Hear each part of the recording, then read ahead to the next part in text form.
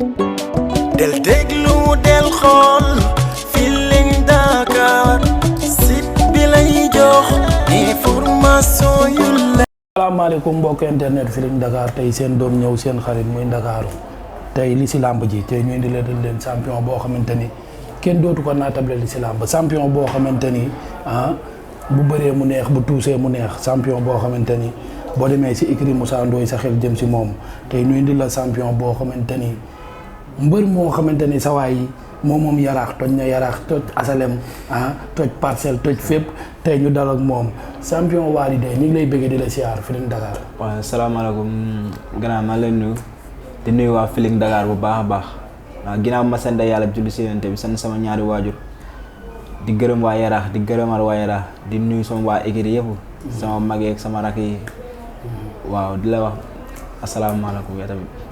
waaw kon Waly Dé lañ fi invité tey Waly Dé bu nee Waly Dé kan mooy Waly Dé ci làmb. waaw Waly Dé benn xale la rek xale bu dëkk yaraax xam nga opté làmb bàyyi lépp ndax làmb waaw jóg ngir dimbali ay waajuram quoi loolu moo ko xama rek kooku mooy Waly Dé quoi. mais yow lan moo la dugal ci làmb yow lan moo la dugal ci làmb. Moussa Ndoye moo la dugal ci làmb wala kan moo la dugal ci làmb ba nga mën a dikk ci làmb di ko yëngal. waaw lu ma dugal ci làmb tamit benn instant dimbale samay waajur tamit mooy première bi. tamit en dehors de dimbale samay waajur tamit dëkk yaraax tamit bokk na ci quoi. parce que yaraax moom yaakaar naa ne boo fa dëkkee boo bëreewul di nga fubal wala nga nekk mool. loolu moo ma dugal ci làmb waaw. bu jugee ci loolu tey ñu laajte Waly Dé yow ñaata combat nga am arène. waaw arène moom maa ngi ci bëree benn combat maa ngi ko bëree 2018. 2018 bii jàll. waaw 2018 waaw maa ngi ko bëree ak BMW bu nekk écurie Bada Dione. BMW. waaw làmb jooju metti woon na trop. waaw làmb jooju ñoo def ak moom. waaw làmb jooju metti na parce que dem naa ci ardo xam nga jël si blessure bu metti après mu ñëwee palacé mu daan ma te mun naa ne xelu xale sax moo taxoon mu daan ma mais du dara xelu xale moo taxoon mu daan ma quoi.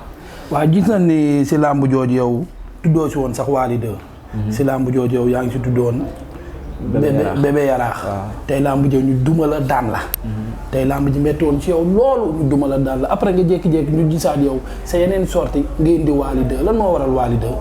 waaw lu waral Waly Dé moom dinaa si tontu quoi parce que Waly dama ko bëgg te yàlla rek a tax xam nga parce que dama bëre ba ma bëree pare ma toog waxtaan ak samay mag parce que ñoom laa am man amul sama papa ak sama yaay samay mag.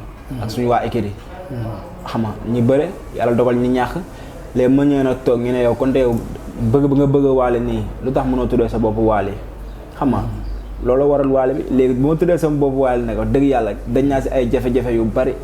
parce que sama moromu góor jàpp na ma si dóor ma ba gaañ ma si faar instant yi blessure ba tey mi ngi sama faar. dóor la yow sa moromu góor dóor la. pour la waaw sama moromu góor mun naa du sama morom sax mais góor la kon man quoi. waaw léegi xam nga rek lu may déglu sama Waly si entraînement bi loolu xaw ko naxari mu wax wax du ma metti man tamit xam nga rek góor moom góor la mën a doon ma tontu ko. mais moom lan la wax Waly ba ngeen war a mën a jàppante yéen ñaar. waaw te yow nan ngay demee entraînement tamit di déglu Waly yow nan ngay dégloo Waly si entraînement. non xam nga man moom wax dëgg yàlla man mun naa ne damay déglu làmb de mais tamit damay déglu Waly xam nga Waly moom bëgg naa ko bëgg boo xam ne mun naa ne fu ma toog rek su ma déglu làmb maa ngi déglu son Waly xam nga ma tal sama bul di déglu son Waly mu ne ma yow mbër bu doon yow déglu ay Waly affaire yoo xam nga wax bu metti quoi wax boo xam ne mënu ma toog sax di ko nettaliwaat si kii bi xam nga ma tontu ko mu dóor ma mu gaañ ba tey mi ngi sama faar bi instant yi ba nii ma waxee yow si faj ko laa nekk di dem hôpital di ñëwaat xam nga. loolu daal dóor yooyu buñ ko gisee bëgg Waly gi nga bëgg Waly moo la yóbbee dóor yooyu ka ngay mbër di champion nekk si làmb ji gars yi xamee la loolu ka yow nga ñëw toj làmb ji 2018 bëri bu metti ñu daan la tey nga tourné waat tudde sa bopp Waly Dé nga nekk écurie boo xamante ni kenn dootu ko wax si làmb te tudd ko muy écurie Moussa Ndoye muy champion boo xamante ni gis nañ dernière sortie yi mu fi def yoo xamante ni ku mel ni Lac Rose ku mel ni Garga Mbossé bi muy ñëw si Lac Rose mu indi état bu baax a baax état bu yéeme nag askan bi ba gars yi naan xale bi yaraax bi maytu leen ko mu bëre fa daan léegi mu jugee si Moussa Ndoye moom mu jugee si Lac Rose moom daal dem si Garga Mbossé ñu gisaat beneen état boo xamante ne ay jafe-jafe mi ngi si te yéen ngeen nekk si équipe bi di entraîner ak moom. waaw loolu boo gisee lu ko waral moom mën nañu ne du problème quoi parce que xëy na combat bi dafa entraîné. nekk ci état yàlla dogal ne dafa war a daan. bii tam mu ñëw liggéey na lu mu war a liggéey parce que boo xoolee dañ doon mat naalu ngoon ngi bëccëg bi day dem salle ngoon ngi ñu nekk contact Ndoye day entraîné ba mujjee da nga koy yërëm quoi Yaraax moom wax dëgg yàlla ku leen xam nga si entraînement nga leen xamee xam nga respecté seen bopp xam nga mooy loolu defet a ñëw rek ba defet ñëwee tamit xam nañ ne defet a ñëw instant yi mi ngi nekkaat ci entraînement mi defaru di waajaat combat. gis nga Moussa Ndoye mu yor population boo xamante ni population boo am solo la biir Yaraax tey bu Moussa Ndoye duy bëre da ngay gis ay kaari day feesal stade ba mu fees del ndax Yaraax moom dafa yaatu que mel nu mbër mi ngi fa gis muy Moussa Ndoye mu fël fa di fa bëre bu bëree mu neex bu tuusee mu neex signature Moussa Ndoye lu bëree bëri nit ñi dañ koy yàqamti tey lamb jooju mu indi beneen étape boo xamante ni mu indi beneen forme boo xamante ni ay jafe-jafe la ko jural yéen ñi nekkoon ak moom écurie lan ngeen jàngate loolu. waaw c'est combat bi xam nga rek parce que combat bi moom mun naa ni am na si ay blessés sax mais da ko doon nëbbaale quoi si combat bi. waaw lu gën a yokku tamit Lac Rose kii Garga daan ko loolu la mais Moussa Ndoye moog Lac Rose kese. moo Garga kese Moussa Ndoye du moroomu Garga Mbossé. ka Garga duma ko daan ko. non defet a ñëw rek. mooy defet bu ñëwee moom waaw ala kulli àll day am mais Moussa Ndoye moo Garga kese bu ko Ndoye téye du doy waaw defet moom bu ñëwee rek ñëw na yàlla xam nga yàlla moo tuddoon ne Garga da koy daan na ko mais instant ñi nga xoolal leneen quoi.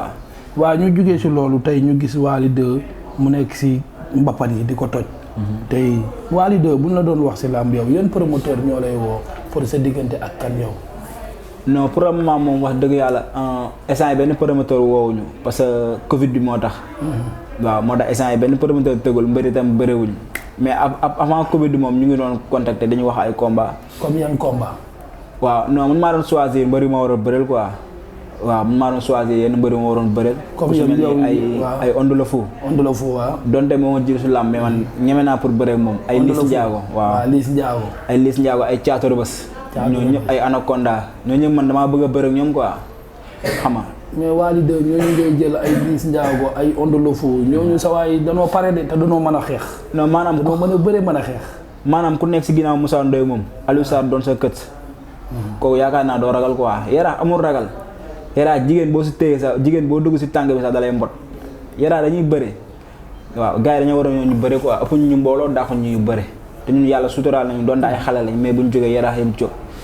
comme na gars yi ñoo ñu bëre quoi incha allah. mais corona bi ñëw jëlee fii lu bëree bëri si làmb ji. maanaam làmb yi waroon a taxaw yu bëree bëri surtout yéen ndaw ñi ñu gis làmb yi mag yi moo ëpp lu muy taxaw. ku mel ni ay Balla Gaye am combat ay Modou Lo ay Lac de Guiers ñooñu ñëpp ñu am combat tey gars yi dem ba naan làmb ji est-ce que duñ ko def 8 kilos est-ce que loolu mën naa mën a nekk. waaw man foofu moom damay lancer appel tamit gouvernement bi quoi.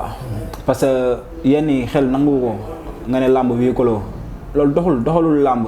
parce que boo déggee tey mënu la Ama Baldé nga ne 8 kilos loolu mooy làmb ji du am. parce que promoteur bi xalaatul tëgg làmboo 8 kilos parce que du si gis résultat quoi. nañu ubbi làmb ñi bàyyi ñu bëre feebar yàlla ko wàccee. ku nar a dee si feebar da ngay dee ku narul dee doo dee. mais ñu gis ba tey foofu Modou Lo Ama Baldé muy làmb joo xam ne làmb soog la àdduna bi yëpp di ko xaar te yow boo nu ko doon jàngatal lan nga ñu siy wax si diggante Modou Lo ak Ama Baldé. waaw Modou Lo Ama Baldé moom 50-50 la rek. parce que Modou Lo dafa yorlu Ama soxla. Ama tamit nekk xale bu osé comme combat bu neex lay doon combat jànk la de ku juum daanu wax dëgg yàlla. ku juum daanu ñu tegalaat yeneen làmb yoo xamante ni ku mel ni ñu ngi naan Boy Niang. gis nga Boy Niang champion boo xamante ni kenn du dugg Pikine ka du ko lim. rawatina borom bawal. takk si rib muy Tapha Tine ñu boole koog moom yow làmb jooju yow nan nga ko mën a jàngatee. waaw ba tey tamit 50-50 la rek ñaari combat yëpp ku juum day daanu parce que Boy Niang dafa bëgg a yéeg dugg si cour des grands bi. te Tapha Tine tamit dafa nekkoon ci ay tolof jóge daan Yékini Junior l'instant dafa bëgg a relancer wu waat. comme combat ku juum daanu rek. ñu gis Tapha Tine Ama Baldé daan ko Boy Niang di Pikine Ama Baldé di Pikine Boy Niang tourné waat jëlaat Tapha Tine que moog Ama Baldé bëri nañ ba Ama Baldé daan ko tey boo doon conseillé Boy Niang lan nga ko siy wax si làmb jooju. Boy Niang lu ma koy conseillé mooy mu taxaw xaar rek déglu Tapha Tine bañ a yàqamti xam na ne rakam dafa ñëw daan Tapha Tine kon moom warul def erreur ba Tapha Tine di ko daan.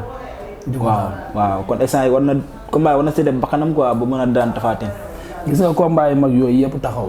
ñu waxati guy gi ak rëg-rëg. ka yow nga nekk si làmb ji doon champion boo xamante ni. kuy contact ak Moussa Ndoye rek champion nga. kon faaw ñu laaj diggante rëg-rëg ak guy gi yow nan nga ko jàngatee. non combat bu neex ngay gis foofu ba combat yi taxaw yëpp man sama xalaat quoi combat bu moo gën a neex. waaw combat bu neex ngay gis parce que Reug Reug bërekat la mais tamit Gouye Gui day bëre te loolu lañ sóoraale ci Gouye Gui day bëre waaw di ñaan nag ñoom ñaar rek ku yàlla dogal mu daan rek yàlla na ku yàlla dogal nga war a am ndam yàlla nga am ndam rek. ñu gis Reug Reug dernière sortie ci MMA bi mu ñëw def lu garaaw. wane waat làmb yóbbuwaat làmb feneen. mu du war a dikk dajante Gouye Gui mi nga xamante ni daa jàpp Siteu mi nga xamante ni mooy doomu Reug Reug duma ko daan ko doomu ndeyam duma ko daan ko tey ñoom ñaar ñu boole leen tey yow boo doon conseillé ku mel ni Reug Reug lan nga koy wax Gouye Gui mi nga xamante ni champion la champion boo xamante ni kenn dootu ko naatable si làmb tey mu war a dajanteeg Reug Reug mi nga xamante ni gone guy màgg la tey boo doon wax Gouye Gui ak Reug Reug lan nga leen di jox comme conseil. waaw Reug Reug moom man xam nga mu amaale occasion sax Reug Reug moom dañ koy ñaanal jàmm rek ñaa ko gudd fan parce que yóbbu na couleur du Sénégal fu kawe daal parce que à chaque fois bu demee day indi trophée Sénégal xam nga yóbbu drapeau Sénégal indiwaat ak ndam kon dañ koy ñaanal moom tamit yàlla defal ko jàmm may ko wér a gudd fan.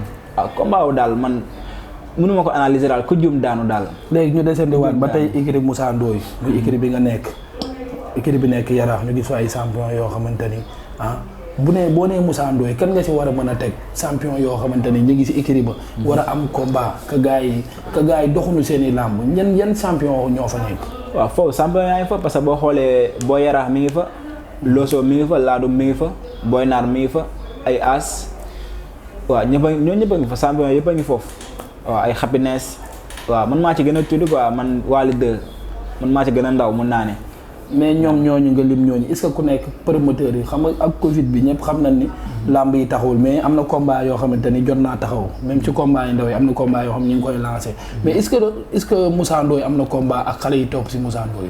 non pour le moment moom wax dëgg yàlla instant yi kenn amagul combat quoi waaw kenn amagul combat amaana nag Covid bi moo gën a tax promoteur yi duñ sawar a instant yi jox kenn avance parce que boo xoolee yenn combat bi dañ koy fësale mais xëy na duñ joxe avance en 100% waaw loolu la rek.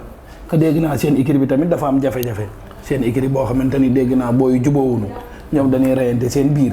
ba pare maanaam wóolantewuñu seen biir Moussa Ndoye sax dégg naa si dernière sortie sax maanaam booy yu bëri dañ ko doon jaay si digganteem ak Garga Mbossé ba mu loolu dégg naa gars yi di ko ñaawlu si équipe boo xamante ni moom moo fa doon tëdd fit yor ay rakkam ñii di dagg ay tànkam daal yow noo ko gisee si équipe bi. non maanaam man loolu moom rumeur la quoi man dama naan. parce que écurie Yaraax moom boo ñëwee fekk lañ entraînement rek dañuy mel ni ñun ñëpp ñoo bokk ndey ak baay.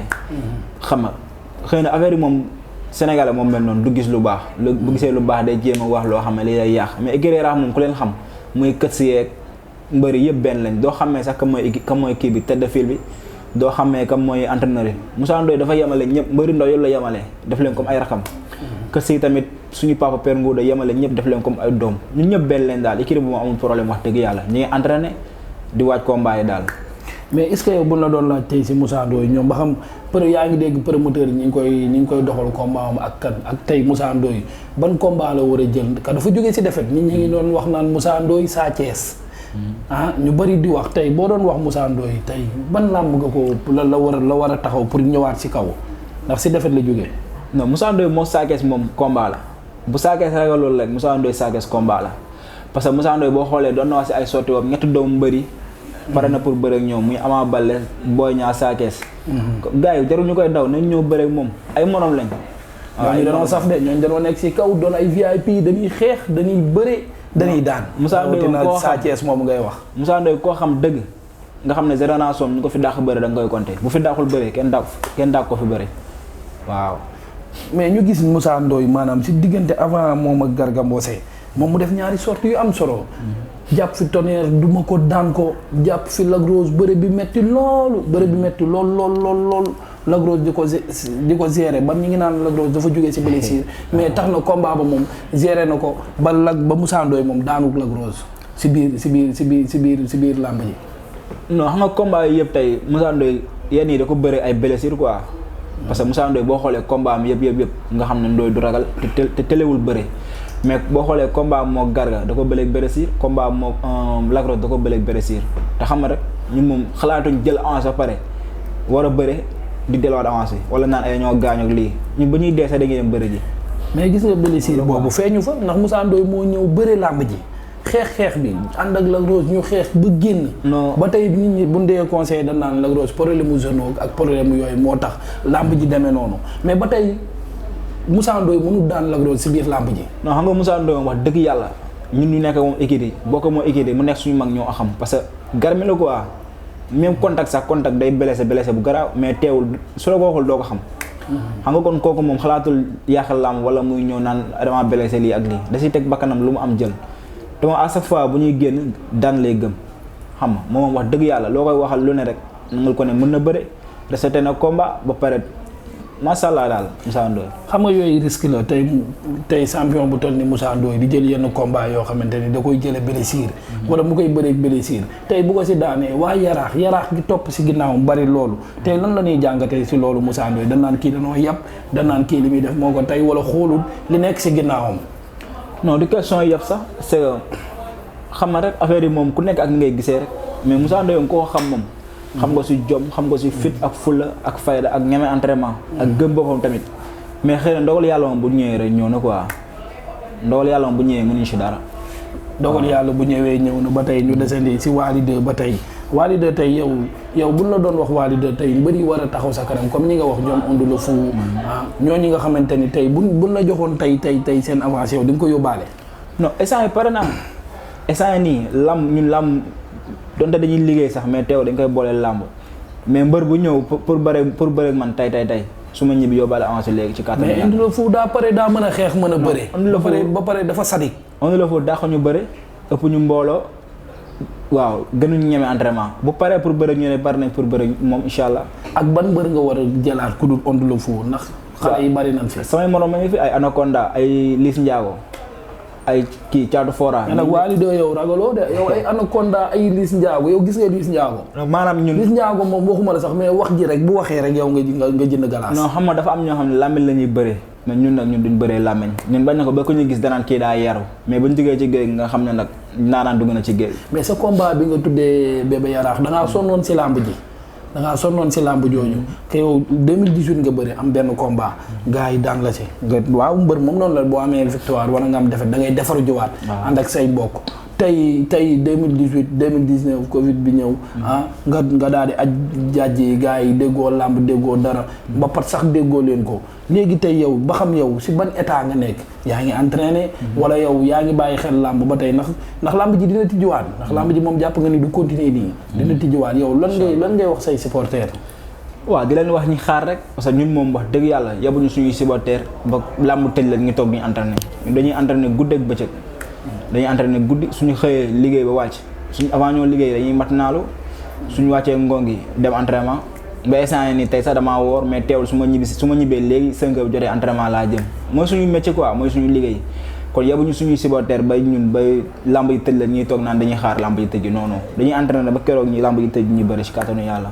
dégg nga li Wally 2 wax nee na tey daa woor que li gis li bëri si champion yi nga xamante ni koor rek pour ñu woor ko pare problème la lawatina Wally 2 di woor la moo waral koor googu. waaw lu waral koor gi mooy bëgg bu ma bëgg Seydina Mohamed rek moo tax à chaque fois parce que moom da doon faral di woor lundi ak jeudi. man la moo tax man donte mënu ma def lépp lu muy def. mais dinaa def leen loo mën incha allah. waaw loolu am na solo loolu ba tey ñu desandi si Wally 2 ba tey di la laaj Wally 2 écurie Yaraax mi nga xamante ni yéen a fa nekk di ay xale. ngeen war a bokk ndey bokk baay jiital ki nga xamante ni mooy Moussa Ndoye mi nga xamante ni moom la leen yàlla booleel teg ko si kanam. te yéen ñëpp da ngeen a war a jël jàppale Moussa Ndoye yeneen combat yi nga xamante ni day am yéen ngeen jàppale ko topp si ginnaawam tey lan ngay wax ñu topp si ginnaaw Moussa Ndoye. waaw ñun moom ñu topp si ginnaaw Moussa Ndoye ñëpp dañoo boot si ginnaawam quoi. parce que moom xàmmewul ay moom defewul boppam sax jàppewul boppam kon mooy tëdd fil bi. moom bañ na ko ba loo wax sax daan la ay ku am combat rek kooku mooy tëdd fil. wax dëgg yàlla Ndoye moom xol bi dafa rafet ay loosoo ñun ñëpp seen xol dafa rafet. dañu jàppee kon ñun ñu seen rakk dañu jàppee comme ñoom dañoo bokk ak ñun ndey ak baay. igir ba mënoo xam ne kii mooy tëdd fil wala kii mooy entraîneur bi ñëpp benn lañ wax dëgg fa neex yàlla moom macha allah quoi. tey ñu gis ni làmb ji changé nañ CNG bi. sunu papa Alioune Sarr jóge na fi ñu teg fi keneen tey yow boo doon wax que ñun ñi ngi doon wax ñu teg fi comme lu mel ni ay Tyson ay Yékini ñeneen ak ñeneen. yéen kin fi teg yéen est-ce que gis ngeen ci seen bopp. instant yi mënuñu wax gis nañ suñu bopp mënuñu wax gis nañ suñu bopp parce que làmb tëjeegul. léegi balaa ñoo mën a wax gis nañ suñu bopp wala gis nañu bopp làmb tëj. bu mbëri bëree wala ñu gis benn règlement boo xam ne lii nii changé wul ci làmb. boobaa ñi wax ak moom rek loolu la rek mais ñi ngi dégg moom si ay journal quoi avant Covid bi. ba mu doog a kii noonu ba muy doog a falu. mais licence bi doon jar 10 000 wàññi na ko 5 000 licence bi doon def 5 000 wàññi na ko 3 000 loolu lañ ci déggagum de comme ay règlement mais ñi ngi déglu daal ba làmb yi tëgg rek incha allah. ba tey sunu papa Alioune Sarr moom nga xamante ni moo fi nekkoon si làmb ji doon dagg mbëri ay millions yoo xamante ni ba tey nit ñi xamuñu ba tey loolu fan la dugg. tey ñu indi fi ku bees koo xamante ni moom est-ce que du bàyyi xel lu mel noonu xam nga tey ku mel ni Lac de Guiers bëri na fi ñu dagg ko. ay Eumeu Sène Modou Lo Balla Gaye tey kii fi ñëw nii ñu xam ni loolu lépp ñu ngi leen ko doon dagg ba tey xaalis bi xamuñu fu mu mujjee. tey boo doon wax si loolu lan nga si wax. ah man de lu ma koy conseil mooy. du conseil sax dama koy ñaax rek parce que nit ki moom xaalis dafa gaaw a yàq diggante te xaalis day tax ñu sigal la wax la loo xam ne xam nga newul ci yow. waaw na bàyyi ci loolu xel rek.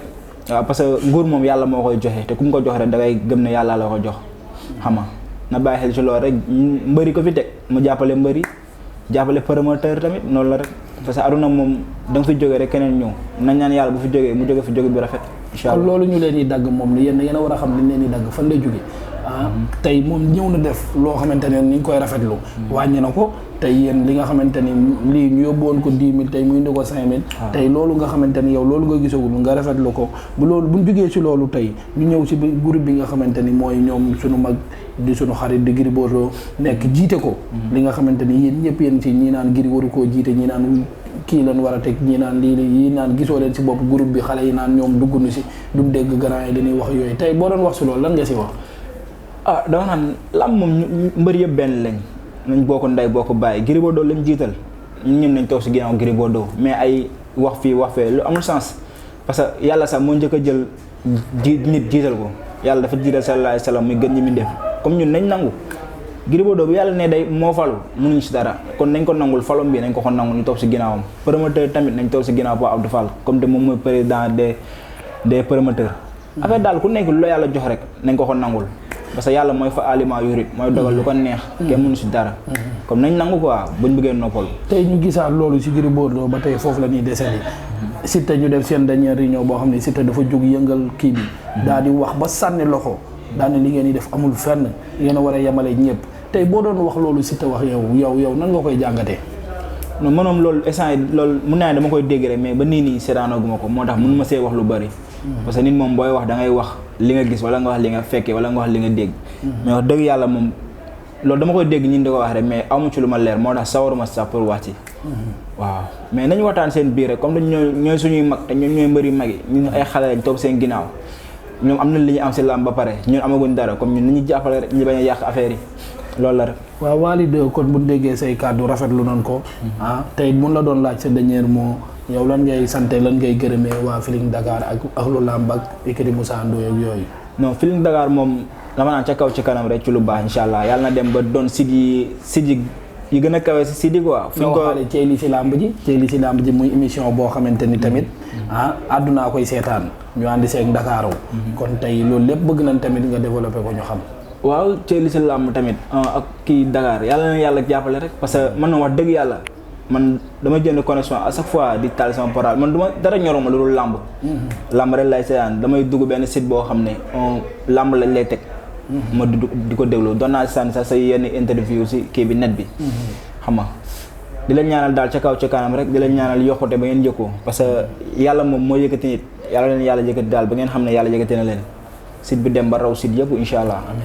waaw léegi yow looy tàggoo sa dernier moom looy wax. waaw lu may tàggoo moom di lancer appel Wally Seck. chanteur ama parce que bëgg ko moo tax ma tuddee ko sama bopp dañ naa ci lu nekk tamit doon nañ ma ci faar. lu nekk daal loo xalaat si métti def nañ ma ko mais teewal ma jàpp rek Wally quoi. waaw ma teewal ma jàpp rek ay wax damay dégg wax ju nekk. yenn saa yi damay toog benn jotaay sax mu leer ñoom jotaay bu may dem ñu leeral leen ñoom man Wally Seck laa tuddee sama bopp. mais rek may wax ay wax yoo xam ne nii. waaw dañ lay leeral leen rek may wax loo xam ne damay laal si xol. comme lan comme genre yenn. waaw dañ ñaan ma yow wax si Wally quoi ak li nga tuddee sa bopp yow gëmoo sa bopp ak affaire yooyu noonu di wax yoo xam ne yow doo sax toog di ko waxaat. mais teewal man ma bëgg rek gëm ba nii tey yàlla dogal mais amaguma chance pour gisante ak moom xam nga di ko lancer appel tamit xam nga mu jàppale ma quoi te yàlla tax. Wally day seetaan Feeling Dakar ndax Feeling Dakar ñëpp koy seetaan ci àddina. waaw Feeling Dakar ñëpp koy seetaan Wally ak sunu papa Youssou Ndour ñëpp koy seetaan kon loolu ngay lancer wax ko Wally dina ko dégg te dina la woo. waaw di ko lancer appel rek mu jàppale ma parce que man dimbale samay waay ñoo ma tax a jóg man bu dul woon samay waajur tey du ma sonn ci àdduna samay waajur ak samay mag ak samay rakk ñoo tax may rey sama bopp parce que tey samay waajur donte mënu ma leen fay sax mais bëgg naa à chaque fois di seddal seen xol waaw parce que sama yaay ak sama papa dañoo sonn barki alxuraan lu nekk la ñuy daj lu nekk la ñuy def lu nekk tamit la ñuy dégg xam nga di leen ñaan di ñaan Wally Seck daal mu jàppale samay waajur parce que man ñoom laa am waaw di nuyuwaat sama waa équipe tamit ku su mel ni suñu papa Père Ngouda suñu kës Aliou Sarr Souleymane Diaw Mor Fall xam nga di gërëm waa équipe bi yëpp ay Moussa Ndoye Loso As ñëpp daal association équipe bi ñoom Ado ak ñoom idée ñoom ñëpp sama mag yi sama rakk yi ay Galas ak Liwi Mam Koor Aliou Jibi Ndiaye gaa yëpp daal di leen siyaar xam nga di ñaan Yaraax yàlla na fa jaamu yàgg di ñaan Sénégal tamit yàlla na fa jaamu yàgg corona ba ñuy wax ni mi ngi fi yàlla na ko fi yàlla jëlee lamb ji ubbiwaat ñu delluwaat suñu activité incha allah. waaw Sénégal yàlla na fi jàmm yàgg monté internet Feeling Dakar ak Thiely si lamb ji lii lañ leen indiloon ginnaaw bi ñu sante yàlla jundi seen sant suñuy waajur si yeneen i mbër ak yeneen i champion fii si Feeling Dakar ñu ngi leen di sant di leen gërëm di leen jox dig daje ba beneen yoon. waaw bëgg nañ la Wally de. fii la waree ñu ngi lay dellu siyaar bu baax a baax nekkal si jàmm. del déglu del xool Feeling Dakar site bi lay jox information yu leer Feeling Dakar yaa ngi Feeling Dakar di nga am info yu leer ci people et sport politique Feeling Dakar yaa ngi Feeling Dakar Feeling Dakar notre plateforme d'information